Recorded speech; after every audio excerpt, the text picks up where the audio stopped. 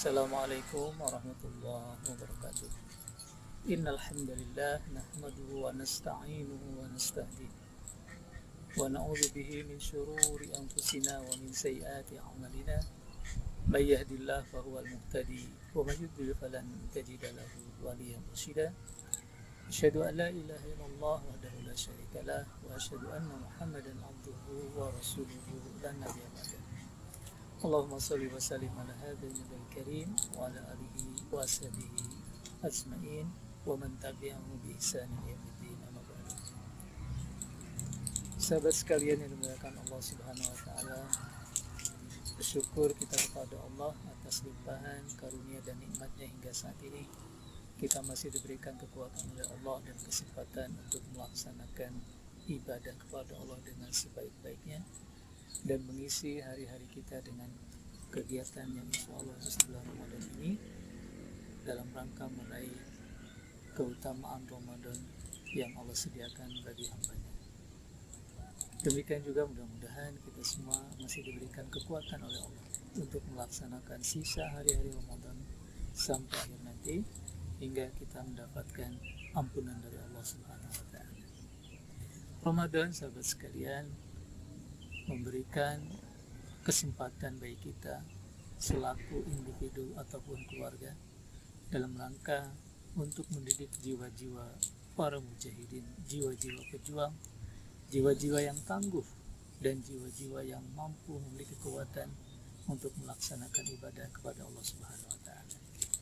Ada 4 aspek yang dibentuk oleh Ramadan bagi tiap individu keluarga pejuang.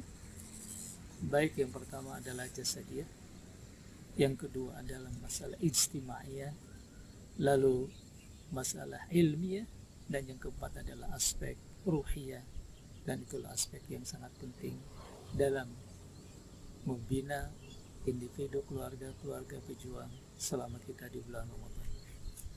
Ramadan membentuk keluarga menjadi keluarga pejuang karena Ramadan pertama mendidik aspek jasadiyah, fisik orang-orang yang melakukan saum di bulan Ramadan secara tidak langsung dibentuk oleh Ramadan agar memiliki fisik yang sehat, fisik yang kuat, dan fisik yang prima dalam melaksanakan ibadah kepada Allah Subhanahu wa taala. Rasulullah memberikan tausiah kepada kita bahwa sumu tasihu, dengan melakukan saum musnah di bulan Ramadan ini maka kalian akan mendapatkan fisik yang sehat. Pembinaan ini bisa kita perhatikan hari demi hari di bulan Ramadan. Pertama dari mulai bangun sahur, melaksanakan ibadah pada Allah berupa salat, lalu demikian juga bersedekah. Setiap malam kita atau setiap menjelang sahur kita sudah mempersiapkan secara fisik asupan-asupan yang bergizi. Kemudian setelah itu kita diberikan kekuatan Allah untuk melakukan ibadah sholat, baik sholat fardu ataupun sholat-sholat sunat lainnya, yang tentunya ini memiliki nilai yang sangat baik dan besar pahala di hadapan Allah Subhanahu wa taala. Lalu kita juga dianjurkan untuk melakukan sedekah, berinfak, berbagi. Inilah bentukan-bentukan Ramadan secara fisik bagi individu keluarga pejuang, keluarga yang memiliki kesungguhan untuk mengoptimalkan ibadah karena Allah Subhanahu wa taala. Yang kedua adalah pembentukan sisi istimaiyah, sisi kepekaan sosial bagi seorang muslim sebagai individu keluarga pejuang.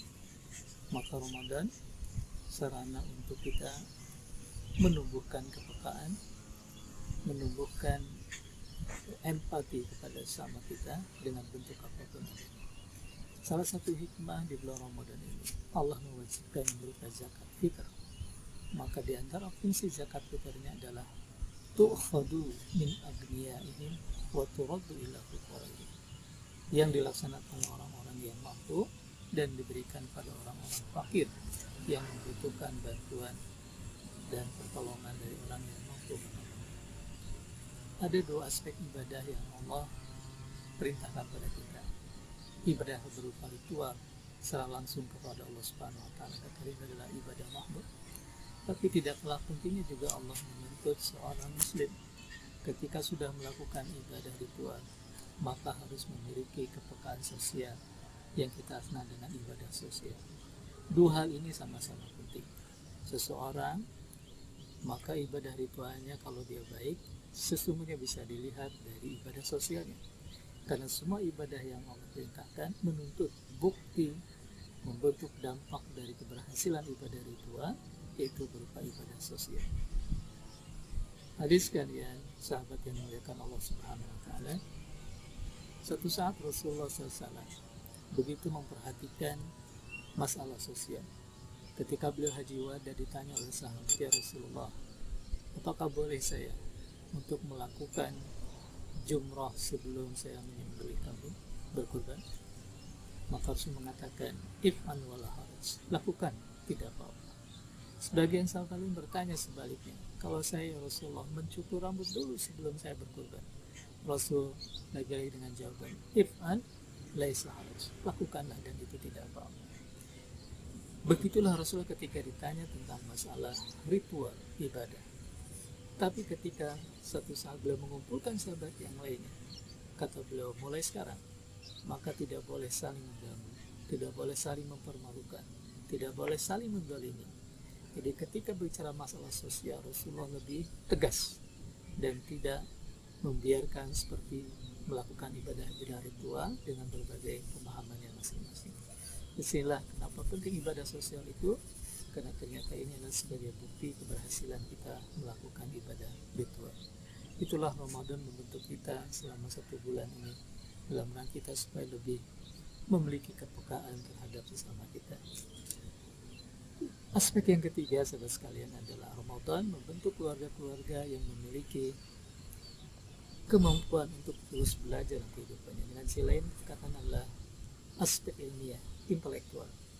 Selama Ramadan, seseorang diposisikan atau dikondisikan untuk memiliki keinginan belajar, menambah ilmu pengetahuan, sehingga ada tilawah Quran, ada tadarus, ada kajian-kajian. Itulah salah satu sarana yang mungkin tidak sama dengan bulan-bulan di bulan Ramadan, bahwa seorang ketika di bulan Ramadan diposisikan untuk mau meningkatkan kualitas intelektualnya dengan berbagai sarana. Apalagi zaman sekarang, kita sangat mudah untuk mengakses dan belajar melalui berbagai macam sarana media, sehingga tidak ada alasan bagi seorang untuk malas belajar, memahami dan menambah ilmu pengetahuan. Lalu aspek yang keempat, saudara sekalian, Ramadan membentuk jiwa-jiwa ataupun individu keluarga pejuang ini adalah Ramadan membentuk aspek ruhiyah. Dan inilah mungkin yang sangat penting dalam pembinaan ini, karena dengan ruhiyah inilah seseorang akan kekuatan yang luar biasa, dan ruhiyah inilah sisi penilaian Allah dan tujuan utama Allah Subhanahu wa Ta'ala memerintahkan hambanya untuk beribadah pada Allah Subhanahu wa Ta'ala, yaitu dengan Ramadan bagaimana kita membentuk atau memiliki jiwa takwa kepada Allah, sehingga kita selesai Ramadan ini dijuluki sebagai muttaqin, orang-orang yang takwa taat pada Allah Subhanahu wa Ta'ala. Sahabat sekalian, rekan Allah Subhanahu wa Ta'ala, tujuan utama Ramadan adalah la'alakum tattaqun. Nah, apakah tabiat sifat tattaqun ini? Ada beberapa ayat yang menjelaskan, khususnya ayat yang sering kita bahas karena ini tercantum dalam surat Al-Baqarah, bahwa sifat orang muttaqin adalah dzalikal kitabul la raiba fihi hudal muttaqin alladzina yu'minuna bil ghaib wa yuqimuna shalah wa mimma razaqnahum yunfiqun lalu wa bil akhirati hum yuqinun. Itu adalah karakter sifat orang-orang yang sudah meningkat nilai dan kualitas kepribadiannya dari seorang mukmin menjadi muttaqin. Oleh karena itu, kalau kita perhatikan banyak ayat dalam Al-Quran yang mengisyaratkan dan menuntut kita untuk bertakwa, itu bukan sekedar takwa saja. Perintah takwa ini khusus ketika Allah meminta seseorang mengatakan bahwa kita bertakwa ini harus sebenar-benarnya takwa, dan istilahnya adalah haqqa tuqatih. Ya ayyuhalladzina amanu ittaqullaha haqqa tuqatih. Ada 3 perintah Allah yang diungkapkan dengan redaksi yang sama. Haqqa tuqatihi, haqqa tilawatihi, wa haqqa jihadi. Nah, terkait Ramadan ini, bagaimana kita memiliki haqqa tuqatih? Kita sudah bertakwa atau kita sudah merasa memiliki sifat ketakwaan, tapi Allah menuntut lebih dari kita. Takwa ini harus benar-benarnya takwa. Lalu apa yang dimaksud dengan haqqa tuqatih? Sementara kita kalau membaca terjemah sekedar bisa mengungkapkan arti kalimat, tapi seringkali nilainya tidak terungkap dalam terjemahan itu. Ketika membaca terjemahan dari haqqa tuqatih, maka bahasa Indonesia hanya mampu menggambarkan tentang ketakwaan yang sebenar-benarnya. Lalu apa sebetulnya takwa yang sebenar-benarnya itu? Dalam sebuah tafsir Imam Qurtubi, hadis diriwayatkan oleh Abu Hurairah, ketika Rasulullah ditanya, ya Rasul, apa itu haqqa tuqatih? Maka beliau menjawab, orang yang benar bertakwa itu setidaknya memiliki 3 hal. Pertama adalah haqqa tuqatih an yuta'a fala yu'sa, an yudhkara fala yunsa, wa an yushkara fala yukfar, atau kama qala sallallahu.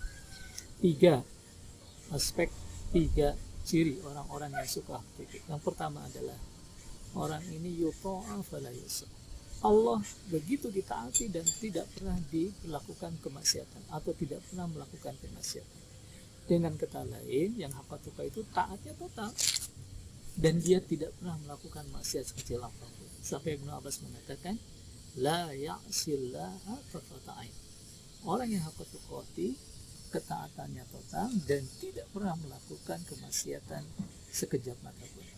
Inilah bukti haqqa tuqatih, orang-orang yang melakukan ketaatan pada Allah semaksimalnya dan tidak pernah dikotori dengan kemaksiatan. Lalu yang kedua adalah an yudhkara fala yunsa. Orang-orang yang haqqa tuqatih ini selalu zikir, ingat kepada Allah dalam setiap keadaan, dan dia tidak pernah melupakan Allah Subhanahu wa ta'ala. Zikrullah dengan berbagai cara, baik zikr asmaul husna, menyebutkan nama-nama Allah yang mulia, tasbih, tahmid, zikir, bahkan bentuk-bentuk zikir yang lainnya. Ini bukti ketakwaan seseorang dan dia tidak lupa dalam kondisi apapun terhadap Allah Subhanahu wa ta'ala. Lalu unsur ketiga dari haqqa tuqatih adalah an yushkaru fala yukfar, senantiasa bersyukur dan tidak mengkufuri nikmat Allah sekecil apapun. Artinya orang yang haqqa tuqatih mensyukuri nikmat Allah Subhanahu wa ta'ala, baik secara langsung ataupun bentuk yang lainnya. Ketika Allah memberikan musibah, hakikatnya Allah yang memberikan sesuatu yang lebih baik di belakang musibah itu.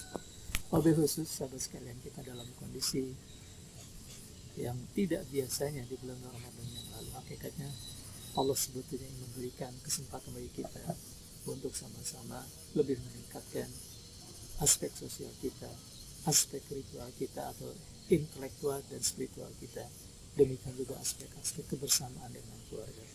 Maka mari kita nikmati kesempatan Allah yang diberikan kepada kita sebagai individu keluarga ini, karena dengan adanya kondisi ini kita bisa mendapatkan kenikmatan Allah yang luar biasa, berkumpul dengan keluarga, berjamaah dalam beribadah kepada Allah, meningkatkan hubungan antara saudara antar keluarga, sehingga dengan demikian manfaat yang kita peroleh lebih banyak. Insyaallah, mudah-mudahan Ramadan mampu membentuk kita menjadi pribadi-pribadi pejuang, sehingga dari individu ini muncullah keluarga-keluarga mujahidah yang sungguh-sungguh melaksanakan perintah Allah Subhanahu wa ta'ala. Wallahu a'lam bishawab. Semoga bermanfaat. Mohon maaf atas kekurangannya. Aku qouli hadza wa astaghfirullaha wa lakum. Assalamualaikum warahmatullahi wabarakatuh.